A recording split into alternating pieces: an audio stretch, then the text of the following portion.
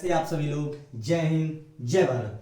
आज मैं आप लोगों को पढ़ाने वाला हूं इंटरमीडिएट का केमिस्ट्री में एल्डोल कंडेंसेशन और क्रॉस एल्डोल कंडेंसेशन, जो कि इस बार के बोर्ड एग्जामिनेशन की दृष्टि से बहुत ही ज्यादा इंपॉर्टेंट है। देखिए पिछले साल जो है एल्डोल संघनन आया था, लेकिन इस बार क्रॉस एल्डोल संघनन आने की चांसेस जो है 90% है। तो मान के चलिए कि ये तो आएगा ही, ये पिछले साल आया था तो इस बार क्रॉस एल्डोल संघनन आने का चांस है। तो आइए शुरू करते हैं कि क्रॉस एल्डोल संघनन और एल्डोल संघनन क्या है। यदि आपको एल्डोल समझ में आ जाएगा तो क्रॉस आप ऑटोमेटिक समझ जाओगे। तो इसको थोड़ा समझिए कि होता क्या है एल्डोल संघनन। पहले हम इसको देखते हैं कि एल्डोल संघनन क्या होता है। देखिए जो एल्डोल संघनन है ये होता किसमें है, एल्डिहाइड और कीटोन्स में होता है। किसमें होता है, एल्डिहाइड और कीटोन्स में होता है। तो कहेंगे कि वे एल्डिहाइड और कीटोन्स, क्या वे एल्डिहाइड, यहां लिख देते हैं वे एल्डिहाइड व कीटोन्स जिनके पास, क्या जिनके पास या जिनमें अल्फा हाइड्रोजन एटम हो, क्या हो, अल्फा हाइड्रोजन एटम होता है। वे एल्डिहाइड व कीटोन जिनमें अल्फा हाइड्रोजन एटम होता है, वे एटम होता है, वे एल्डोल संघनन देते हैं। क्या देते हैं, एल्डोल संघनन देते हैं।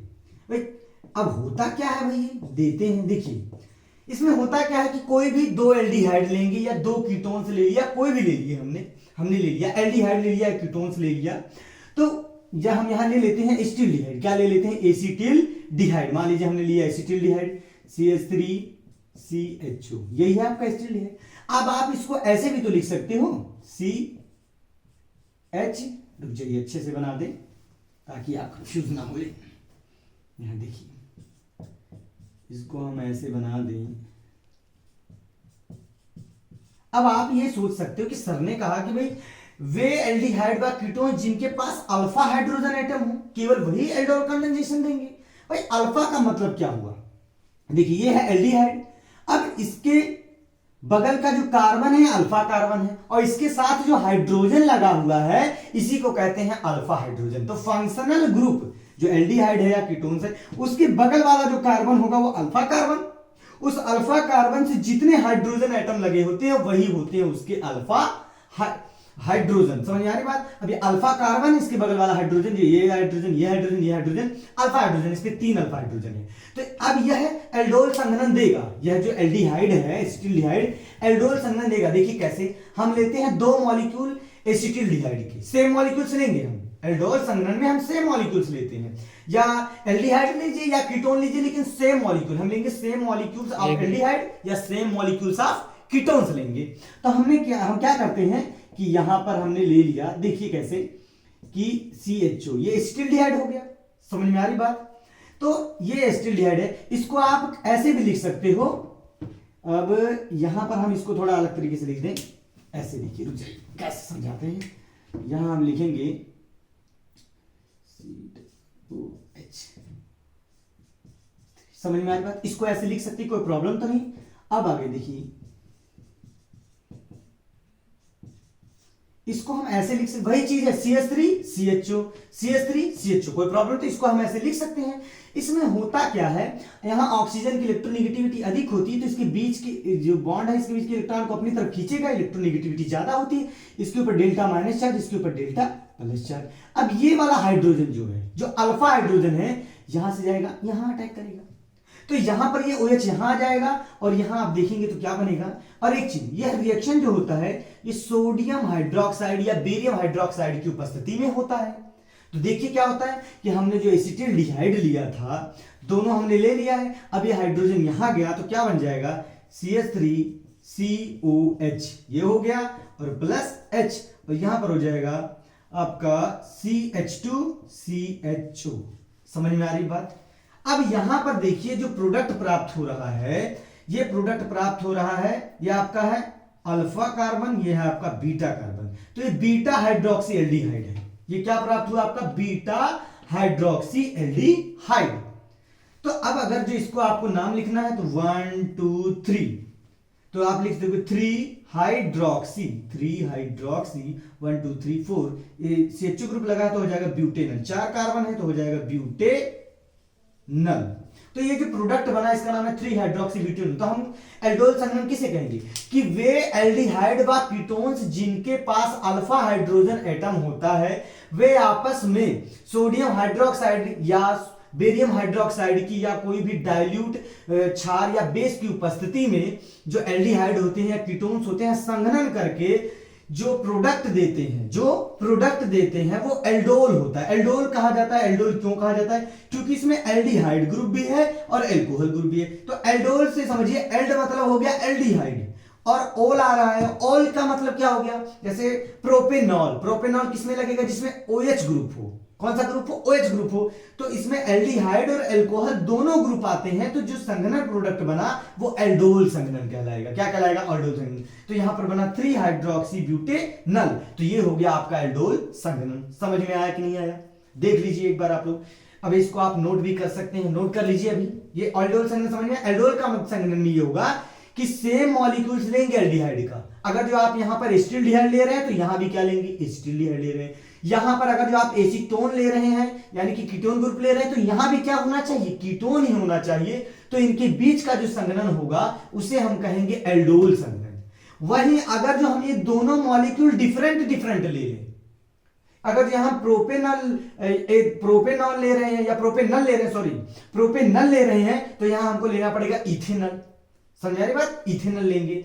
और यदि यहां पर हमने ले लिया कोई एल्डिहाइड तो यहां हम ले कीटोन भी ले सकते हैं, ऐसा भी कर सकते हैं। तो अब आइए हम समझते हैं क्रॉस एल्डोल संघनन। ये तो एल्डोल संघनन है जिसमें हमने एसिटिल्डिहाइड का हमने संघनन, ये भी एसिटिल्डिहाइड है, ये भी एसिटिल्डिहाइड, दोनों सेम मॉलिक्यूल से। देखिए इनके बीच का जो संघनन हुआ, जो प्रोडक्ट बना, ये बीटा हाइड्रोक्सी जो ब्यूटेनॉल आपका बन रहा है, बीटा हाइड्रोक्सी ब्यूटेनॉल ही है, तो इसको हम कहेंगे एल्डोल संघनन। ये जो प्रोडक्ट बना। अब अगर जो इसका विपरीत हो, विपरीत का मतलब कह सकते हो डिफरेंट मॉलिक्यूल्स हो, तो इसको हम कहेंगे क्रॉस एल्डोल संघनन। और कोई खास डिफरेंस नहीं है, वो रिएक्शन भी इसी NaOH की उपस्थिति में होगा या बेरियम हाइड्रोक्साइड की उपस्थिति में होगा, बाकी सब कुछ सेम है। तो आइए देखते हैं क्रॉस एल्डोल संघनन, जो कि इस बार के बोर्ड एग्जाम के लिए बहुत ही ज्यादा इंपॉर्टेंट है। तो समझते हैं कि क्रॉस एल्डोल संघनन क्या होता है, जो बहुत ज्यादा इंपॉर्टेंट। समझिए कैसे होता है। तो हम देखते हैं, समझिए। चलिए अब हम एक तरफ ले लेते हैं बेंजिल डिहाइड। क्या लेंगे हम? बेंजिल डिहाइड ले लेते हैं। हमने ले लिया बेंजिल डिहाइड ले लिया। और एक तरफ हम ले लेते हैं एसिटिल्डिहाइड ले लेते हैं। क्या ले लेते हैं? एसिटिल्डिहाइड ले लेते हैं। नहीं एसिटिल्डिहाइड नहीं लेंगे, हम ले लेते हैं कोई ऐसा ले लेते हैं जो डिफरेंट हो। ये एल्डिहाइड है तो हम कीटोन वाला ले लेते हैं, हम एसीटोन ले लेते हैं। क्या ले लेते हैं? एसीटोन ले ले रहे हैं। ओके चलिए समझिए, ठीक है। अब देखिए इसमें क्या हो रहा है, इसको हम थोड़ा अलग लिख दें ताकि समझ में आए आपको। ये यहां हमने कर दिया HCH2, कोई दिक्कत तो नहीं आपको, समझ जाएंगे आप। अब इसमें ऑक्सीजन बिल्कुल सेम जैसे पिछली बार हुआ था, पिछली वाली इसमें, कि यहाँ ऑक्सीजन की इलेक्ट्रोनेगेटिविटी ज्यादा है, ये इलेक्ट्रॉन को खींचेगा अपनी तरफ, इसके ऊपर डेल्टा माइनस चार्ज, इसके ऊपर क्या हो जाएगा? डेल्टा प्लस चार्ज हो जाएगा। तो ये H यहां पर जाएगा, अटैक करेगा। समझ में आ रही बात? यहां से निकल के, हम पूरा मैकेनिज्म नहीं पढ़ रहे, जल्दी रिएक्शन को समझने का प्रयास करते हैं। ये H यहां चलेगा, तो जब ये यहां चला जाएगा तो यहां आपका क्या बन जाएगा? देखिए ध्यान से। अब यहां आपका क्या बन रहा है? ये देखिए, ये आपका बन गया ऐसे COH। ये H यहां जाएगा तो यहां OH नहीं हो जाएगा, और यहां पर हमने कर दिया H, कोई प्रॉब्लम। फिर हमने लिखा यहां पर CH2, फिर हमने लिख दिया C डबल बॉन्ड O, फिर हमने लिख दिया CH3। देखिए कोई प्रॉब्लम हो तो बताइए। अब यही चीज, ये आपका जो बना, अब ये हो गया आपका संघनन, ये आपका हो गया। अब ये रिएक्शन किसकी उपस्थिति में हो रहा है? NaOH की उपस्थिति में ही हो रहा है, लेकिन यहां मॉलिक्यूल यहां क्या है? बेंजिल डिहाइड है, और यहां पर आपका क्या है? एसीटोन है। तो आप क्या देख रहे हैं कि बेंजिल डिहाइड और एसीटोन जो डिफरेंट मॉलिक्यूल है और NaOH की उपस्थिति में संघनन कर रहे हैं, तो इसको हम कहेंगे क्रॉस एल्डोल संघनन। समझ में आ रही बात? अब अगर जो इसी को हम गर्म कर दें तो इसमें से H2O मॉलिक्यूल निकल जाएगा। अब इसको हम यहां लिख दें अगर जो, और आगे समझ लीजिए, इस संघनन जो है प्राप्त हुआ संघनित पदार्थ, इसका हम अगर जो आगे देखें तो CH2 को हम ऐसे लिख सकते हैं क्या? कोई प्रॉब्लम? भाई वही CH2 है, देखिए CH2 CH2, कोई दिक्कत तो नहीं है। अब हमने यहाँ कर दिया C डबल बॉन्ड O, यहाँ कर दिया CH3।